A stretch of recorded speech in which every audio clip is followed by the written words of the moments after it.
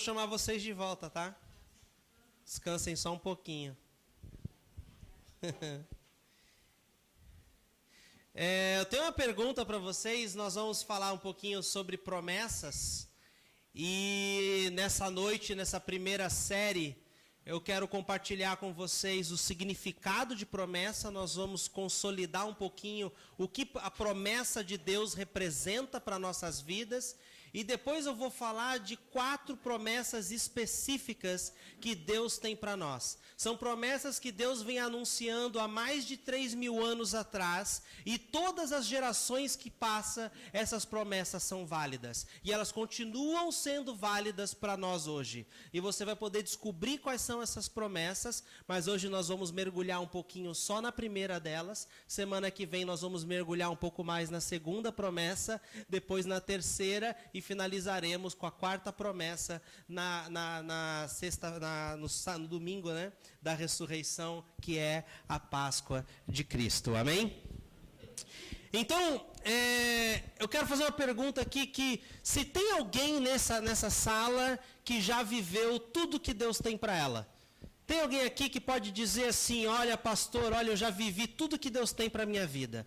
Já vivi todas as bênçãos, todas as aventuras, já passei tudo que Deus pode me dar, eu já consegui. Tem alguém aqui que já passou tudo? Não, né? Então tá todo mundo no mesmo barco, né? Tá todo mundo junto então, né? Ninguém nunca viveu tudo que Deus tem para nós. Ninguém conseguiu experimentar. Sabia que a Bíblia tem entre 3.500 a 7.000 promessas de Deus para nós? No mínimo 3.500, mas tem gente que diz que chega a 7.000. É muita promessa, não é? E todas as promessas de Deus são boas. As promessas que Deus nos faz são boas. E eu vou ilustrar aqui um pouquinho como Deus é com uma historinha. Como Deus age com uma historinha. E nós vamos ver um pouquinho mais a fundo.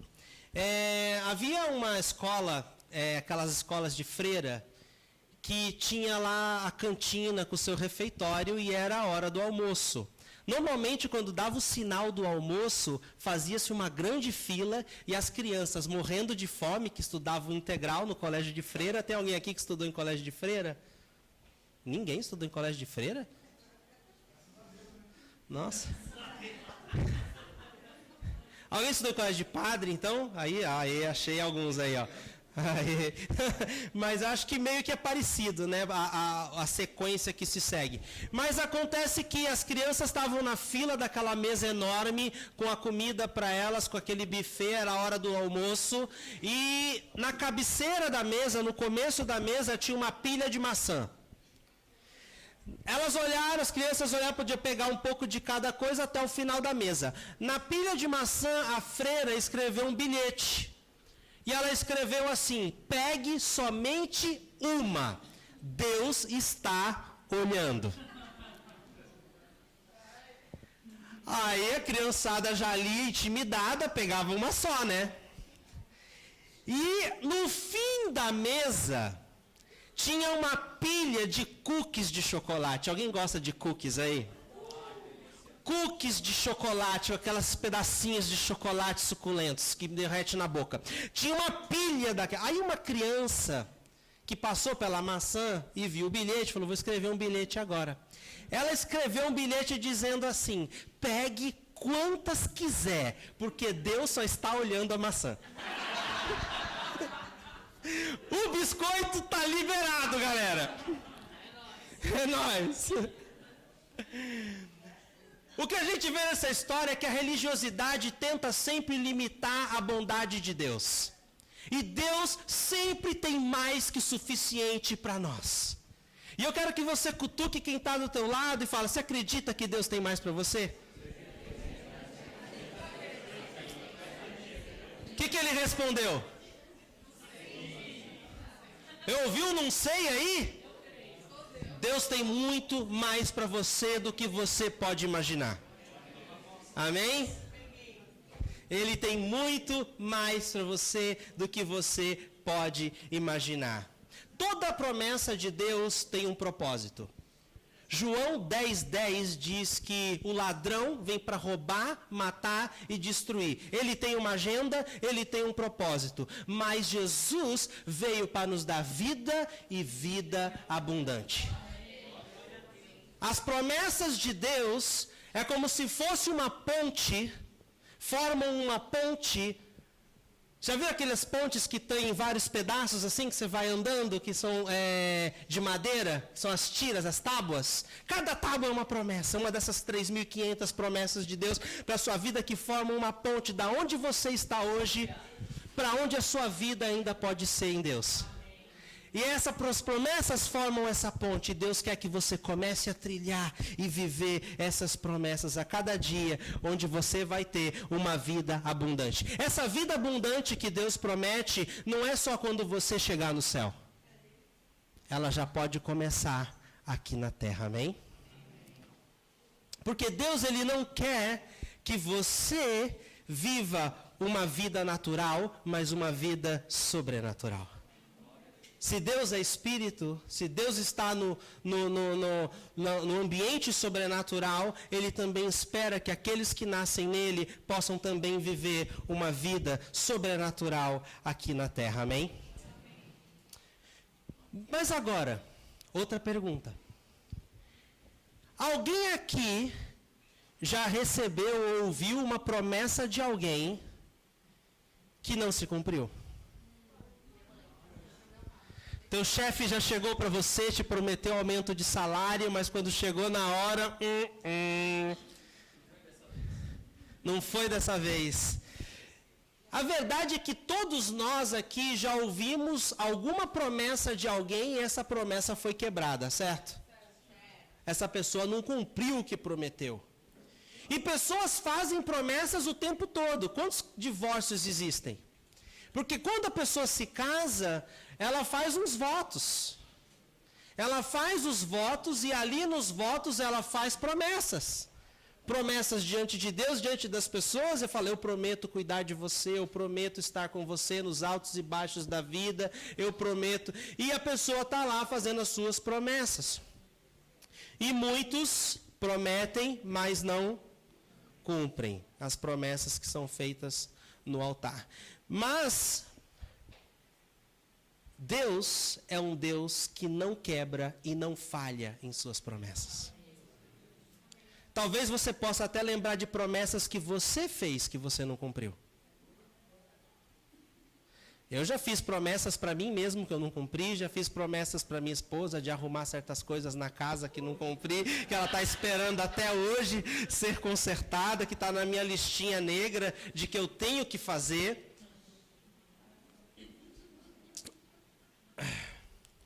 Mas Deus não quebra promessas, porque Deus não faz propaganda enganosa, amém? Se você tem sua Bíblia aí, quero que você abra em Números 23, livro de Números.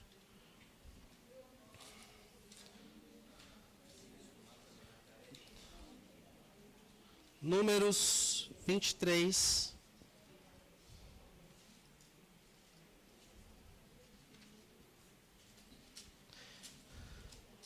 Números 23, versículo 19, o que diz? Não, já está lá para você. Deus não é homem para que minta, nem filho de homem para que se arrependa. Acaso ele fala e deixa de agir? Acaso ele promete e deixa de cumprir? Nós sabemos que a resposta é não. Porque se ele fala, ele faz. Porque quando ele disse haja luz, houve luz. Então, tudo que Deus fala, Ele faz. Josué 21, 45. Põe lá, Xande, para nós, faz favor.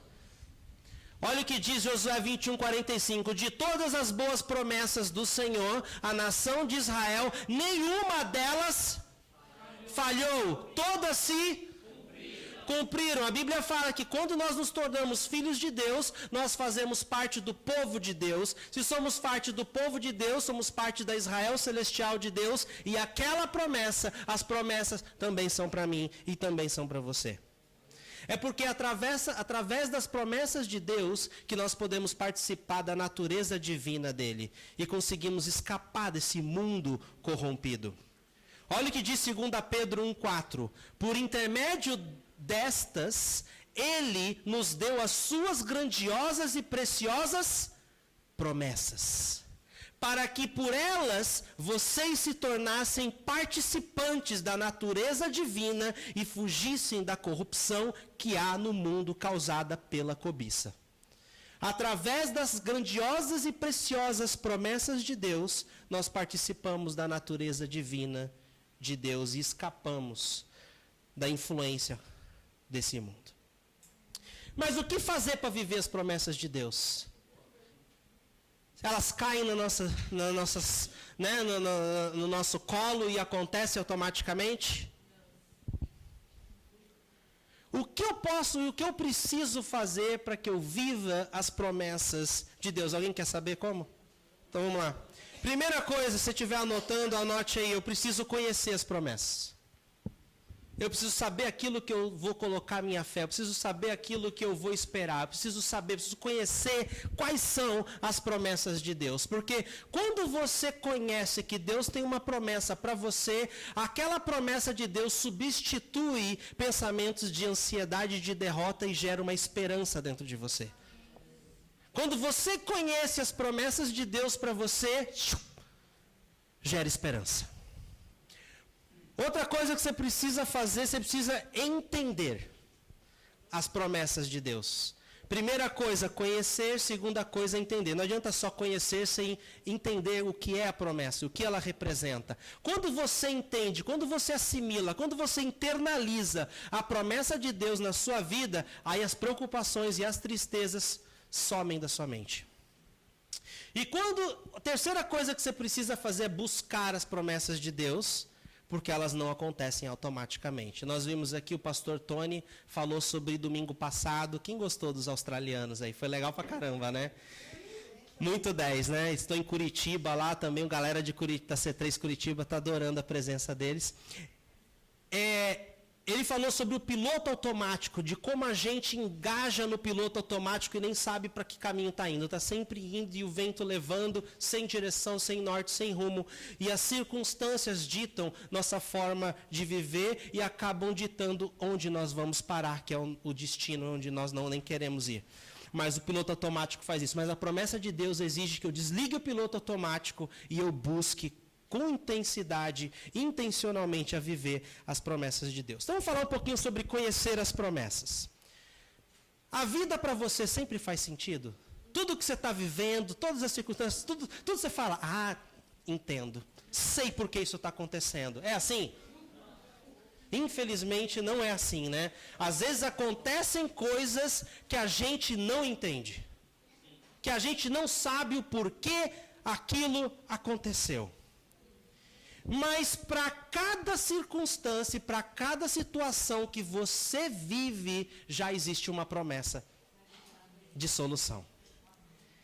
Olha lá, se você tem medo, ou sente medo numa devida circunstância da sua vida, tem um salmo que diz, o Senhor é a minha luz, a minha salvação, quem temerei? Se você tem um problema financeiro, Filipenses 4,19 diz que o meu Deus suprirá as minhas necessidades de acordo com as suas riquezas, não é nem minha riqueza, a riqueza dele, os recursos dele, as suas riquezas em glória em Cristo Jesus.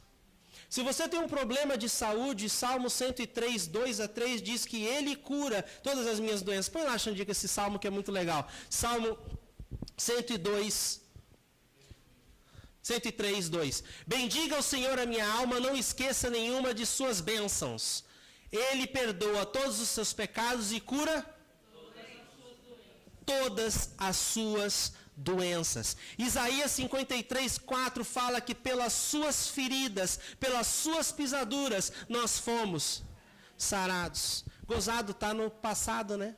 Já fui sarado. Fomos sarados. Deus nos promete cura, Deus nos promete suprimento, Deus nos promete coragem. Então, se você achar qualquer uma que for, você vai ver uma promessa de Deus lá para você se apegar e para você vencer. Amém? Entender a promessa de Deus. Então, para eu entender, é bom que a gente declare a promessa. Então, quando você estiver passando uma situação, busque na Bíblia uma promessa. Aí você achou uma promessa para a situação que você está vivendo, você agora conhece que Deus tem uma promessa para a sua situação. Você se apega àquela promessa, você começa a declarar essa promessa e você vai começar a internalizar essa promessa e isso vai gerar vida dentro de você. Eu lembro uma vez que eu e a minha esposa, alguns de vocês já ouviram contando essa história aqui, nós passamos por um processo trabalhista extremamente injusto, onde a nossa diarista arrumou testemunhas falsas e quis processar a gente em R$20.000. E naquilo, quando recebemos a intimação, primeira vez que isso acontece conosco, nós ficamos sem paz, ficamos preocupados, de onde vamos tirar esse dinheiro? Todo mundo diz que negócio trabalhista, o patrão sempre perde, e não sei o que lá, e agora, vamos orar. Amor, vamos orar, Deus tem uma promessa para essa situação. E orando e buscando orientação divina, nós já tínhamos ido para uma audiência, a audiência foi horrorosa, veio um juiz substituto que queria dar o ganho de causa para ela, e eu saí muito decepcionado daquele momento, porque eu quis ir até o fim. Não vou fazer acordo porque nós estamos sendo injustiçados, ela está mentindo, então vamos até o fim. Aí, eu sei que eu abri a palavra de Deus, Salmo 37, versículo 6, diz assim, eu vou ler para vocês, que é muito profundo esse salmo. Eu sei parte dele de cor, mas eu vou ler para não perder nenhuma vírgula. Salmo 37, versículo 6 diz que ele deixará claro como alvorada que você é justo e como o sol do meio-dia que você é inocente. Deus, olha como ele fala no particular daquilo que você está vivendo se você o buscar. Ele virou e falou, ele viu a nossa angústia, viu o que nós estávamos passando e disse, Deus, deixará claro como alvorada que você é justo e como o sol do meio-dia que você é inocente. Fechei a Bíblia, naquela hora a esperança entrou, os pensamentos de preocupação se esvaneceram. Eu ainda não tinha nenhum veredito, eu ainda não tinha nada palpável, mas a minha fé já estava lá em cima e eu tinha certeza absoluta que o meu Deus estava comigo. Dito e feito, passou-se uns dias, veio o resultado, a mulher tomou um baita de um esculacho porque estava mentindo, o juiz deu uma ripa nela e nós não tivemos que pagar nem R$1. Deus é bom ou não é? Agora que eu entendo a promessa de Deus, eu preciso buscar a promessa de Deus. E buscar tem a ver com se posicionar. Eu preciso me posicionar. Eu preciso me posicionar no intuito de estar atrás da promessa de Deus, de buscar. Olha o que diz Salmo 119, 40. Nós vamos passar rapidinho por aí, você não precisa abrir não, lê ali no telão. Salmo 119, 140. Esse é o maior salmo da Bíblia, diz assim: a tua promessa foi plenamente comprovada e por isso teu servo a ama. Então nós vemos ali, volta ali, por isso teu servo a ama. Aqui o rei Davi está dizendo o quê? Eu comprovei que a tua promessa funciona e dá certo, e eu amo a tua promessa. Olha o que diz o versículo 148 desse mesmo salmo.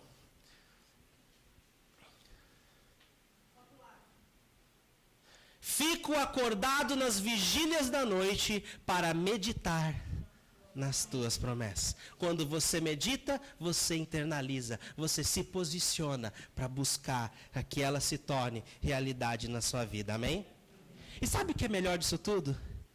Deus não muda de ideia quando você peca. Porque quando Ele estende a mão dEle, Ele não volta atrás. Se Ele te abençoou com um dom, com um talento, com um chamado, com uma unção, e você pecar, você pisar na bola, você escorregar, Deus não vai te punir dizendo, agora não tem mais não. Confiei em você, você me traiu, chega. Agora você vai ficar na rua da amargura o resto da sua vida. Não existe isso com Deus. Deus é pai, é generoso. Qual pai que vê o filho tropeçar, desiste dele? Pai está sempre com a mão estendida. Levanta, filho, vamos tentar de novo. Levanta, filho, vamos tentar mais uma vez. Agora você consegue, porque as minhas promessas são sim e amém. Em Cristo Jesus. Amém? Deus continua com a mão estendida para você. Muita gente não vive decepcionado, muito cristão vive decepcionado, porque ele não entende, ele às vezes não conhece a promessa, ou às vezes ele conhece, mas ele não entende a promessa. Mas às vezes ele conhece, entende, ele até busca, mas busca da forma errada. Nós temos que entender que buscar não é só ficar clamando, tomando posse, eu tomo posse, eu sou aquilo, eu faço aquilo outro. Não é. É bom você verbalizar as promessas de Deus, sim, mas existe um posicionamento que você precisa ter, porque toda promessa tem uma premissa. Toda promessa exige tem uma parte sua para você fazer para que ela venha à tona. E uma delas é você estar conectado com Deus. Do jeito dele, não do nosso. Porque tem gente que diz que está conectado com Deus, mas está longe dele. E tem gente que está longe mesmo e reconhece que está. Mas como você vai viver as promessas de Deus se você está longe de Deus? Quando eu penso nisso, eu fiquei imaginando a história do filho pródigo, daquele jovem que saiu da casa do pai. Ele chegou para o pai e disse: pai, me dá minha parte da herança. Ele matou o pai vivo. Porque você só tem direito à herança depois que o pai morre, certo? Então imagina como aquele pai se sentiu. O filho chegou para ele e falou: pai, me dá logo a parte da minha herança, que eu quero fazer o que eu bem quiser com ela. Eu vou bem longe daqui, vou investir o dinheiro, vou ficar rico, vou fazer as coisas do meu jeito, e eu quero viver minha vida, dá logo, passa a grana para cá. Sendo que tem coisas que o pai só pode dar para o filho se o filho estiver debaixo do seu teto. Como que o pai vai poder dar amor, carinho, aconchego, se o filho decidir sair de casa? Como que o pai... Então tem gente que fica querendo... Como que Deus vai poder te dar aquele abraço, te dar aquele conforto, te dar... Se você o abandonou, está andando milhões de anos luz dele. Eu não posso fazer isso pelo meu filho se ele decidir sair de casa. Ele precisa estar em casa. E é assim que muitos perdem o melhor de Deus, por sair da sua presença e por sair da casa do pai. O filho pródigo, por mais que ele era amado pelo seu pai, por mais que ele era amado, que na verdade esse pai representa Deus, não tinha como ele dar uma condição boa de vida para esse menino com ele longe de casa. O pai era rico. O pai tinha bens, o pai tinha um propósito para o filho tinha fazeres na casa do pai, o filho tinha uma vida pela frente, mas o filho decidiu sair para longe. Longe o pai não podia fazer nada. Como que o pai vai restaurar o filho se o filho está longe? O filho tinha que cair em si, foi o que ele fez, e ele decidiu: voltarei à casa de meu pai. E como foi esse encontro? Hein? O pai viu de longe, correu, abraçou, tirou o anel, pôs no dedo dele, botou-lhe sandália e fez uma festa. Ele está sempre com a mão estendida para você. As suas promessas continuam sendo válidas. Outro ponto que toda promessa tem uma premissa, tem sua parte, você precisa estar alinhado a Deus. O filho pródigo se desalinhou do pai e passou a viver uma vida miserável. Vocês conhecem a história, ele acabou gastando todo o dinheiro, perdeu tudo que tinha, não tinha mais os conselhos do pai, a sabedoria do pai, viveu do jeito que ele queria viver, chegou no fundo do poço, quando não tinha mais nenhum lugar para ir, voltou para a casa do pai e foi restaurado. Amém. Agora, as promessas de Deus, além de exigir um alinhamento com ele para que aconteça na sua vida, elas também exigem fé, porque a Bíblia fala que sem fé é impossível agradar a Deus. Então você precisa de fé para viver aquilo que Deus te prometeu. Porque quando Deus te promete alguma coisa, a realidade que os fatos que você está vivendo estão bem longe da promessa. Então a fé me ajuda a me apropriar da promessa. No caso da ação trabalhista que eu tive com a minha esposa, quando Deus me deu a palavra, eu já engajei minha fé, se Deus falou, vai acontecer, eu não duvidei. Mas a dúvida pode sabotar você de viver a sua promessa. Então você precisa de fé. Outra questão que você precisa entender, referente à promessa, é que ela acontece no tempo de Deus e do jeito de Deus. As promessas de Deus acontecem no tempo dele e do jeito dele, não no nosso tempo e não do nosso jeito. Eu preciso perseverar em fé, eu preciso continuar alinhado com ele para que elas aconteçam no tempo dele, do jeito dele. Muita gente se frustra porque não consegue esperar que ela aconteça, quer antecipar, quer botar os carros na frente dos bois, e aí não dá certo. Mas lembre-se da história de José. Toda vez que você sabe que você tem uma promessa de Deus, e quando você olha para as suas circunstâncias, você se vê longe das promessas de Deus, lembre-se que José recebeu uma promessa de Deus. Você pode ler a história de José no livro de Gênesis. José recebeu uma promessa de Deus, que um dia ele ia ser grande, que um dia algo maravilhoso ia acontecer com a vida dele. Ele recebeu essa promessa, depois Deus confirmou de novo essa promessa para ele, e pouco tempo depois da confirmação, os irmãos dele botaram ele num poço e deixaram ele para morrer. Ficaram com dó dele, voltaram, não com dó dele, mas mais, nossa, remorso, né? Vou matar meu próprio irmão de sangue. Que isso, que mal que eu sou. Aí decidiram tirar ele de lá e venderam ele como escravo. Dali da casa do pai dele, da região onde os pais dele moravam, ele foi parar no Egito. Virou escravo de um homem chamado Potifar. E na casa de Potifar, a mulher de Potifar começou a dar em cima dele. Ele se via cada vez mais longe das promessas de Deus. Porque escravo nenhum consegue obter as promessas de Deus. Porque quem é escravo é limitado. Quem é escravo não consegue viver seu potencial. Nós já vamos entrar nesse âmbito daqui a pouquinho. Então, você vê que José parecia estar cada vez mais longe das promessas de Deus, porque além depois de escravo, ele foi injustiçado pela mulher de Potifar, que ele havia assediado ela, mas ela que tinha assediado ele, e ele foi lançado numa prisão. Correntes foram colocadas no pescoço dele, diz a Bíblia. Então imagina o cara agora no meio de uma prisão. Quando que essa promessa de Deus vai acontecer? Mas ele nunca deixou esmorecer. Toda vez que tentavam afundar ele, ele subia. É igual aquela rolha, né? De quando você tira a rolha do champanhe, né? Você afunda, ela sobe. Se afunda, ela sobe.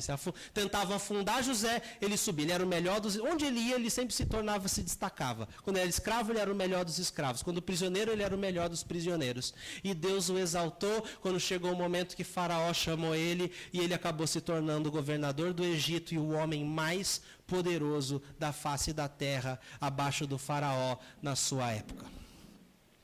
Então, toda vez que você se vê, eu estou longe da minha promessa, lembra de José e que Deus não falha. Deus não falhou com José, não vai falhar com você.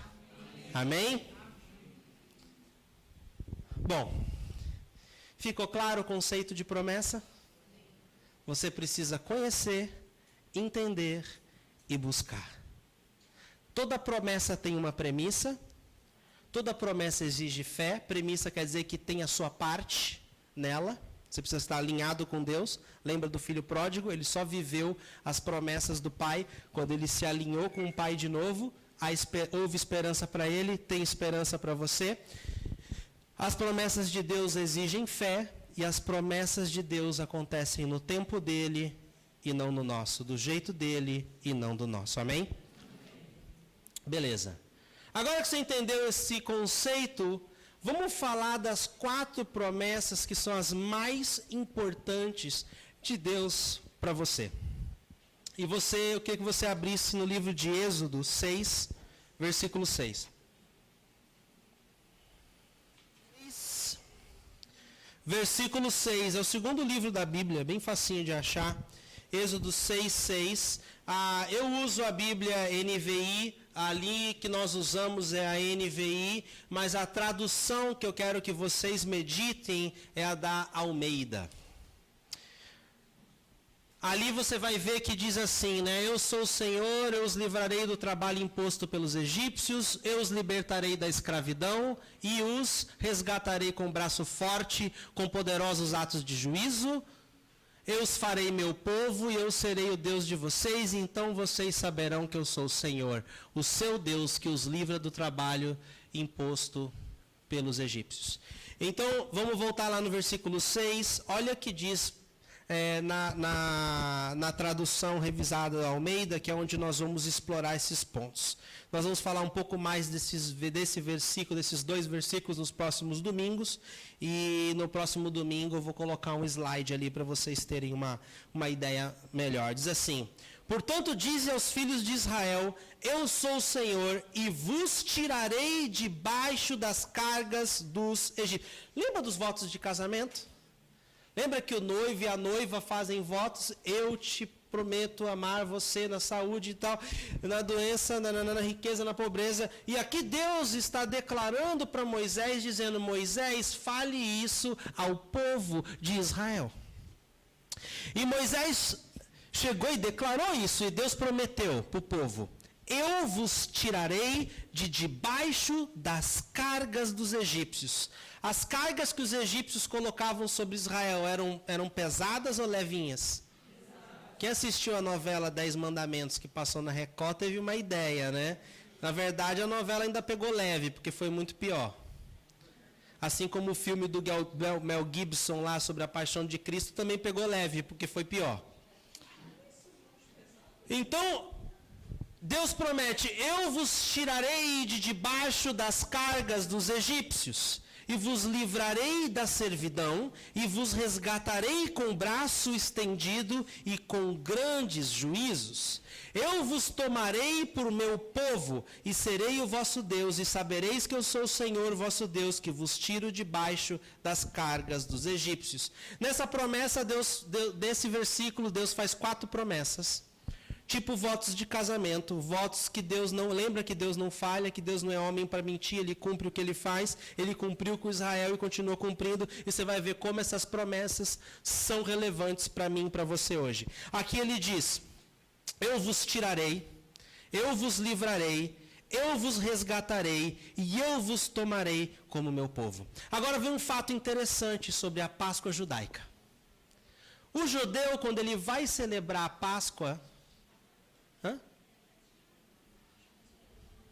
minha esposa quer que eu repita, presta atenção. Eu vos tirarei, eu vos livrarei, eu vos resgatarei e vos tomarei. Tirarei, livrarei, resgatarei, tomarei. São as 4 promessas de Deus. Você vai entender melhor ao longo dessas próximas semanas.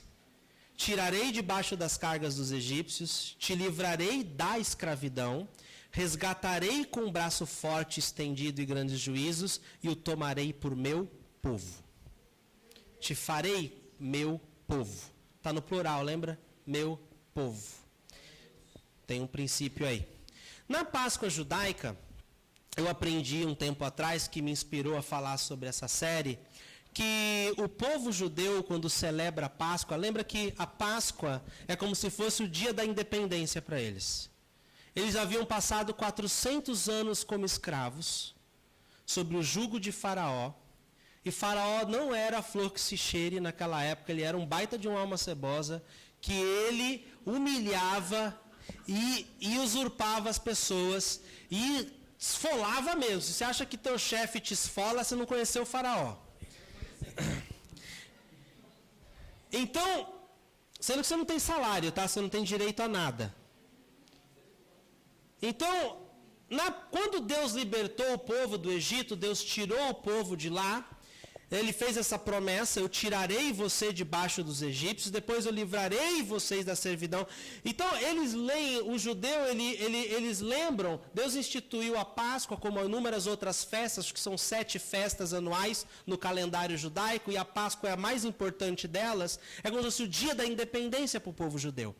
E é o dia que eles comemoram. E na Páscoa judaica, eles tinham que, lá naquela época do filme dos 10 Mandamentos, que você viu na Record ou não, mas que é o fato e que está na Bíblia e que está na história, o povo de Deus, eles tinham que sacrificar um cordeiro sem mácula, eles tinham que compartilhar aquele cordeiro e eles tinham que tomar vinho. Sendo que eles tomavam 4 taças de vinho. Estou com um exemplo aqui, eu estou com 4 copinhos. Eles não tomavam uma. Hoje nós fazemos a ceia na igreja com um pedacinho de pão e uma tacinha de vinho. Mas, na verdade, a ceia do Senhor era um banquete.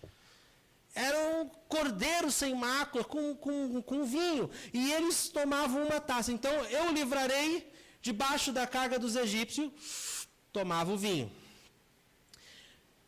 Eu livrarei da escravidão, outra taça, da promessa. Eu resgatarei, outra. E eu te farei meu povo, outra. E constante, ficava bêbado depois, né?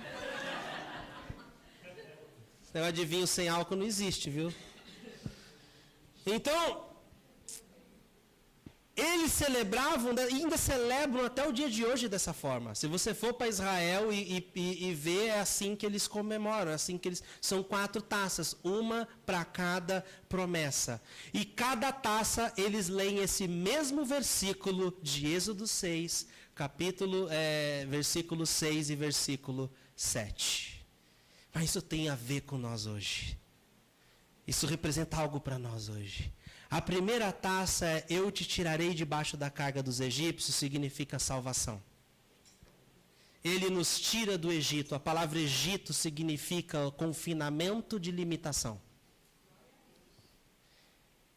O mesmo espírito que dominava Faraó para oprimir os filhos de Deus, ele continua atuando hoje, oprimindo os seres humanos. Todos nós acabamos, querendo ou não querendo, nos tornando escravo do pecado. Esse espírito de opressão vem sobre nós e nós acabamos tornando escravo. E limitação, Egito, significa nunca alcançar o potencial. A segunda taça, que fala que eu os livrarei da servidão, tem a ver com libertação. A segunda taça representa Deus tirando o Egito de dentro de você. Deus, primeiro, Ele te tira do mundo de pecado, Ele te tira do reino das trevas e te coloca no reino da luz. Depois, Ele tira as trevas de dentro de você. Então, por isso que você vem como está. Você não precisa mudar para ser plantado no reino da luz. É a graça de Deus que faz isso na tua vida. É a salvação de Deus. E Ele vem, é a primeira taça, a taça dessa promessa. A segunda taça, Ele tira esse Egito de dentro de você. O povo de Israel passou vários anos como escravo. Eles não sabiam ser homens livres. Deus precisou de tratar eles por muitos anos para tirar a mentalidade de escravo da mente deles.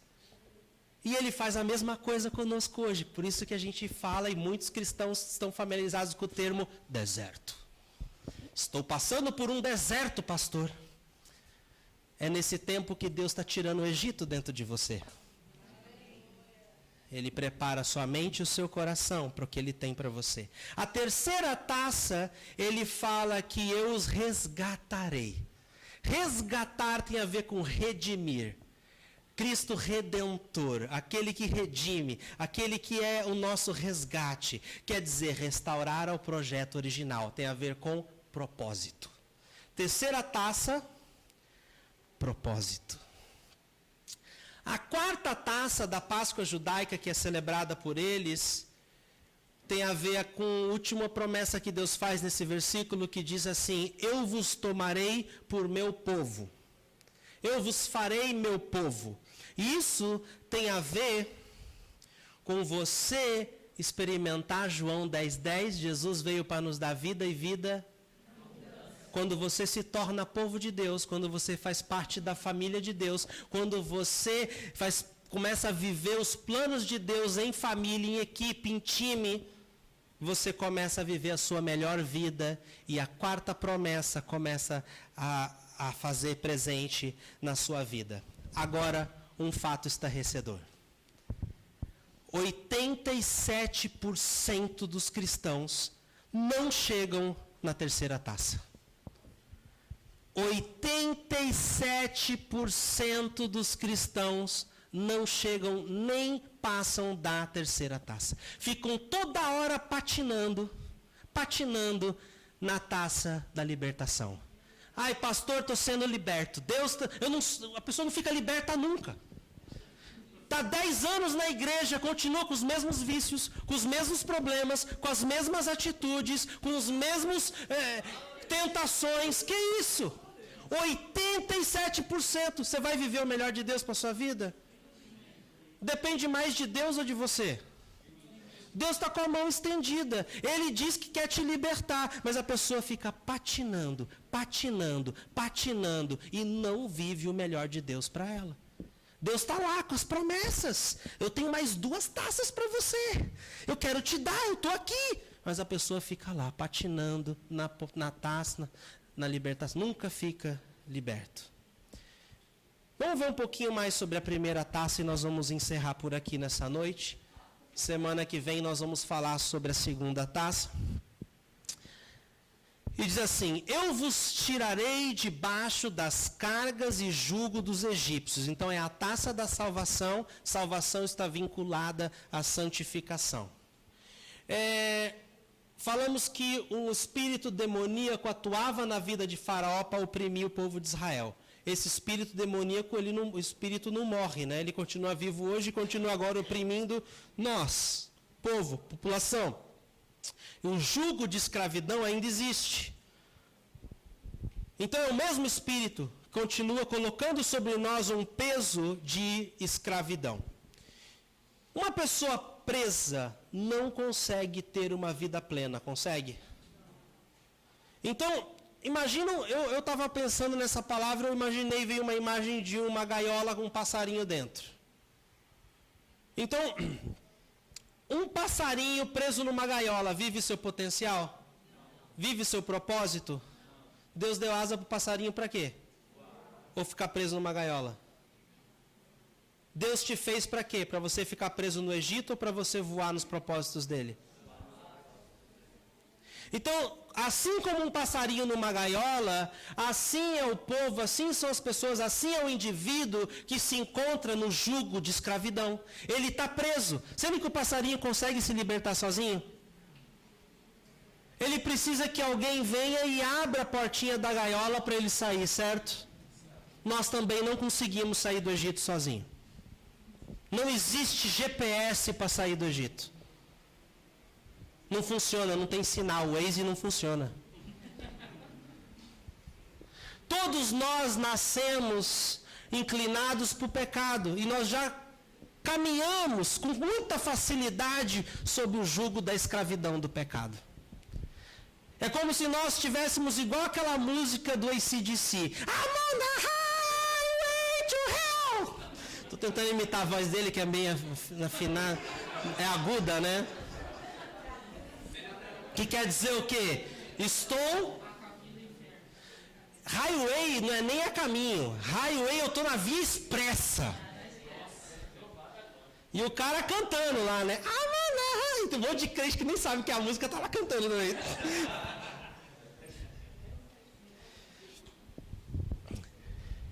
A verdade é que nós estamos mesmo nessa estrada, sendo que Jesus, a cruz dele está bem no meio dela. Se você encontrar com a cruz e segurar na cruz, e entender a cruz, o que ela representa, você sai dessa estrada. Então, sabe o que quer dizer a palavra escravizando? Faraó escravizou o povo e os forçou a fazer tijolos. É o que diz a Bíblia. Ele forçava o povo a fazer tijolo. Faraó fazia 3 coisas com o povo e é o que esse espírito demoníaco faz com a população hoje também. Faraó escravizou o povo e forçou a fazer tijolos. A palavra escravizado, ser escravizado, significa todo o tempo estar submetido a uma influência dominante. É estar submetido a uma influência dominante. Aquilo que te domina se torna seu mestre. E Às vezes você pode ser dominado por um impulso, você pode ser dominado por um vício, por um ímpeto de raiva, toda hora você explode, aquilo te escraviza, você está submisso a esse sentimento. Às vezes você está escravo a um vício, seja álcool, seja droga, seja pornografia, e isso te escraviza a sua mente e dita como você vive a sua vida. Às vezes você nem gosta disso, mas você está preso. Você não consegue se libertar. Você se sente preso. E a consequência desse espírito, que esse espírito demoníaco faz, ele nos escraviza e faz com que a gente se sinta mesmo preso. Mas existe Jesus e tem uma saída, amém? Glória a Deus. Glória a Deus. O que diz João 8? Xande, põe lá. João 8:35.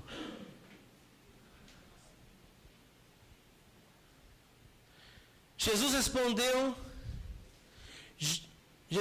digo-lhes a verdade, todo aquele que vive pecando é? Então se eu continuo pecando, eu sou? Escravo do pecado. Olha o próximo versículo. O escravo não tem lugar permanente na família. O escravo não tem... Imagina você não ter lugar permanente na família de Deus. O escravo. Mas o filho pertence a ela para... sempre. Deus, ele quer tirar a gente do escravo e nos colocar como filho. Saímos da escravidão do pecado para sermos filho do Rei Todo-Poderoso. Não é uma boa promessa? Quem não gostaria de deixar de ser escravo para ser filho do Rei? Come on. Olha lá. A primeira promessa de Deus, a primeira taça, é para tirar essa influência demoníaca, essa escravidão das nossas vidas. Eu sou o Senhor. Eu vos tirarei debaixo das cargas dos egípcios.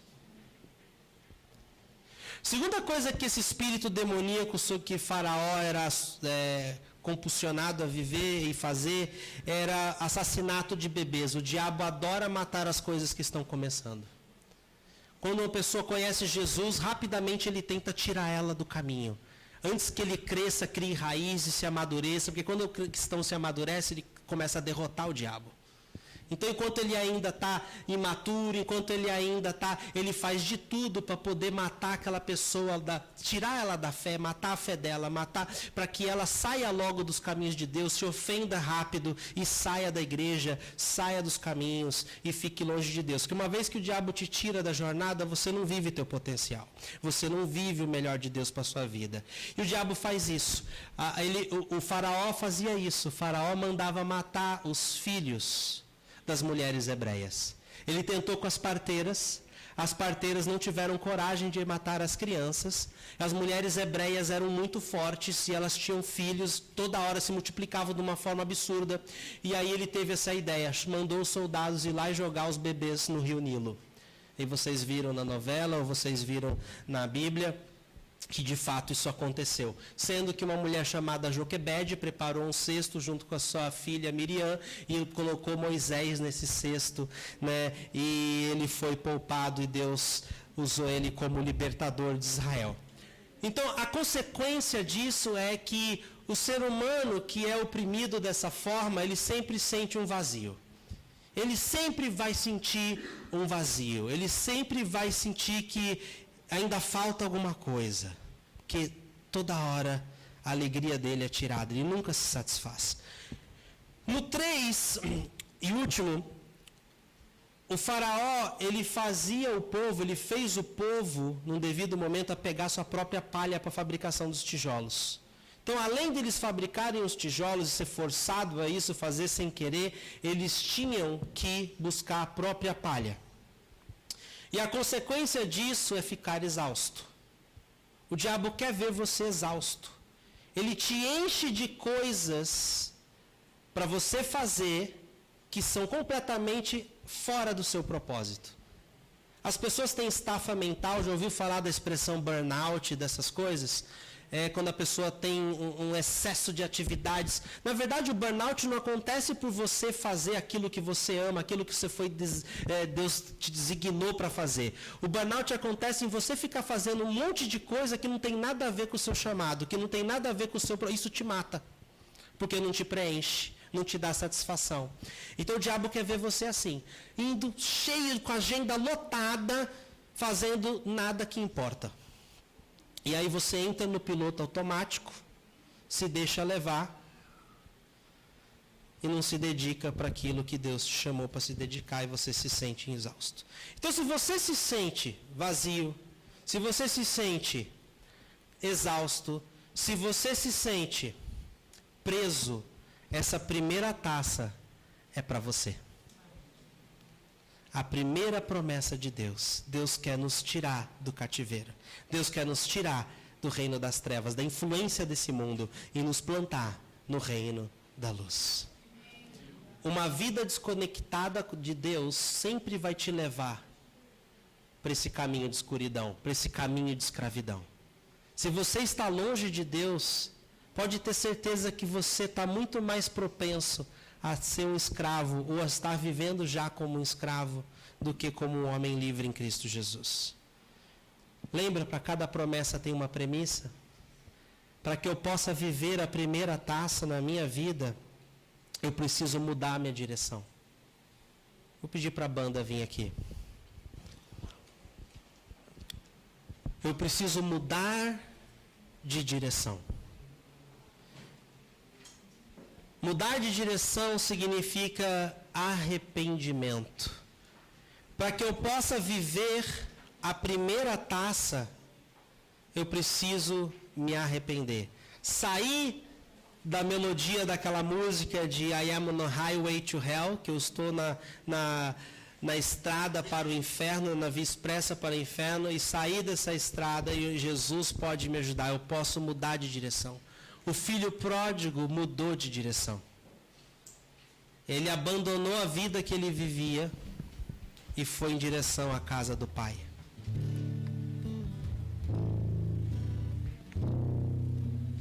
Segundo ponto é, além de mudar de direção, eu preciso entregar a minha vida a Deus. Eu me arrependo do que eu fiz de errado, eu me arrependo por ter me distanciado de Deus, eu me arrependo por ter negligenciado Deus todo esse tempo na minha vida. E a segunda coisa que eu faço para que essa primeira taça tenha influência na minha vida, essa promessa gere vida dentro de mim, eu preciso passar o volante. Agora, Deus, quem dirige minha vida não sou mais eu, é você.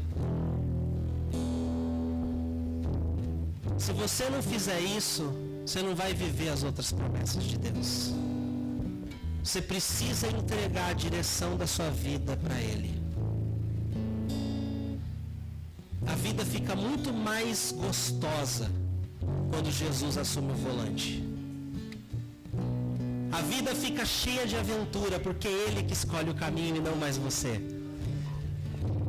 Ele sai do cotidiano e te leva a viver uma vida emocionante. Ele fez isso comigo, vai fazer por você.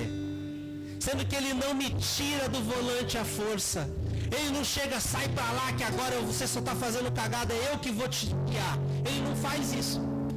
Ele espera que eu me entregue, Ele espera que eu dê a Ele o volante. E eu saio da condição de motorista e vou para a condição de passageiro. A terceira e última coisa que você precisa fazer para que essa primeira taça tenha vida dentro de você é se comprometer com Ele. O que quer dizer se comprometer? Não quer dizer frequentar uma igreja.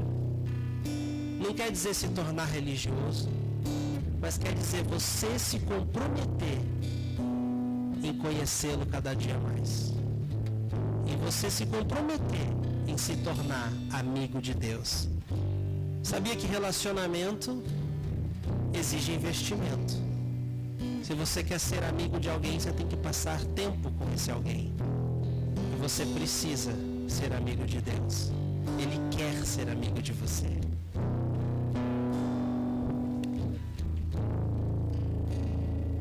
Mudar de direção. Entrega. compromisso. Queria que vocês servissem a ceia, todos que estão presentes.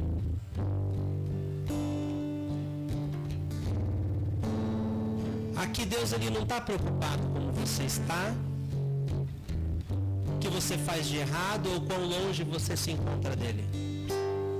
Aqui ele quer simplesmente te tirar do ambiente que te oprime, do ambiente que te escraviza e te dar uma nova oportunidade e te colocar num lugar onde ele vai poder trabalhar na sua vida. Eu sei que uma vez eu morava com uns jovens que estavam bem desconectados de Jesus. Eu morava com uma galera que era bem da pá virada, sabe? Era uma casa e nós éramos, acho que 3 pessoas na casa, né? Lá na Austrália, em Sydney. E esses meus amigos, eles ficavam o dia inteiro, quando eles não estavam trabalhando, fumando maconha e vendo filme pornô. E eu já tinha voltado para Jesus, meu coração queimava para Jesus, e quando eu chegava em casa era aquela nuvem, que não era da glória de Deus, era da erva. E eu sei dizer que o ambiente daquele local,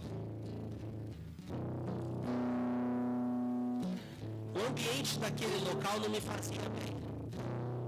E toda vez que eu orava, que eu queria romper em oração, eu ficava orando, buscando.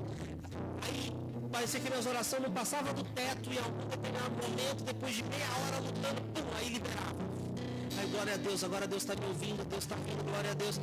Aí eu ia trabalhar, e meus amigos lá, fumando maconha, fazendo coisa que não deve. Aí quando eu voltava, o céu fechava de novo.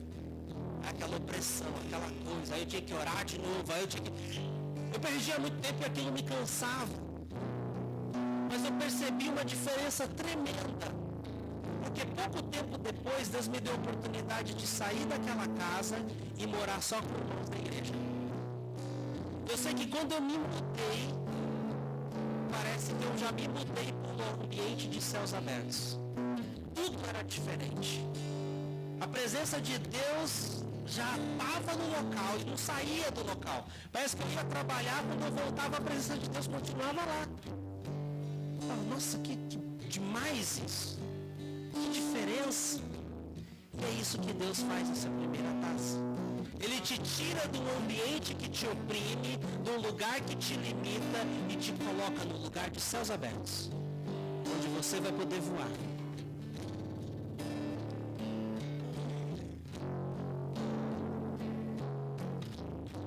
Jesus disse para que nós fizéssemos isso em memória dele.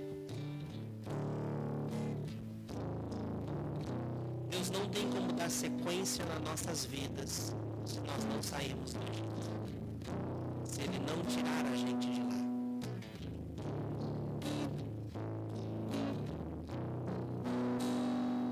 O povo judeu celebra a Páscoa se lembrando dessa libertação. Eu queria que nessa noite você se lembrasse daquilo que Jesus fez por você. Ele é o Cordeiro Pascal.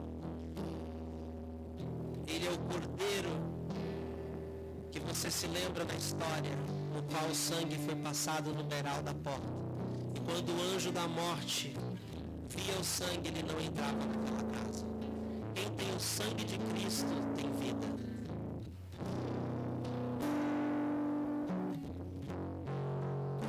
Jesus também é o pão da vida. A gente associa muito sangue à morte, mas na verdade sangue representa a vida. Porque você não vive sem sangue. Quando você fica doente ou alguém está doente, volta e meia você recebe as mensagens no WhatsApp. Ah, fulano de tal precisa de sangue, positivo, porque sangue é vida. E o sangue de Cristo é vida para nós. Amém? Não foi vida para ele foi morte, mas para nós é vida. Ele fala para nós comermos do pão também.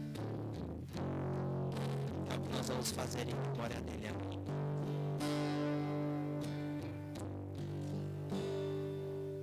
Se essa é a primeira vez que você está se assentando à mesa de Cristo, se essa é a primeira vez que você está tomando uma ceia, ou se você já tomou ceia antes, já participou da mesa de Jesus, mas por algum motivo você se distanciou da casa do Pai, e hoje você está aqui. Você está aqui por um motivo, você está aqui porque Ele te quer de volta. Eu queria só que você levantasse a sua mão. Se essa é a sua primeira ceia, ou se há muito tempo você se distanciou e está voltando hoje. Alguém que se enquadra nesses dois cenários, queria ver sua mão. Nós já vamos orar. Amém, já vi sua mão, pode abaixar. Amém, já vi sua mão, pode abaixar. Mais alguém que se enquadra em um desses dois cenários. Talvez essa é a sua primeira. Você não sabe, está descobrindo hoje o que é se sentar à mesa de Deus. Você vai conhecer as promessas maravilhosas que Ele tem na sua vida.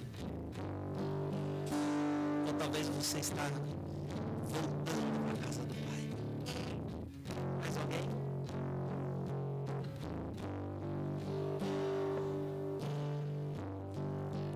Pai, vamos orar. Obrigado por esse pão.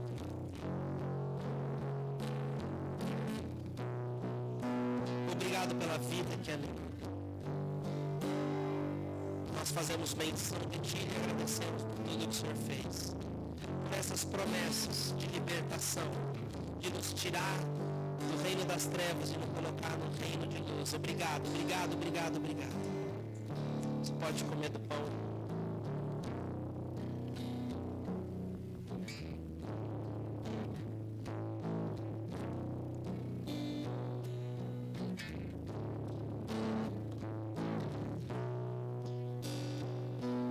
Jesus não veio te oferecer uma religião. Ele não morreu numa cruz, não derramou seu sangue só por uma religião. Ele veio te conduzir numa jornada de promessas e aventuras, um real relacionamento com Ele. Obrigado, Senhor Jesus, pelo teu sangue que gera vida dentro de mim. Você pode tomar o sangue de Cristo.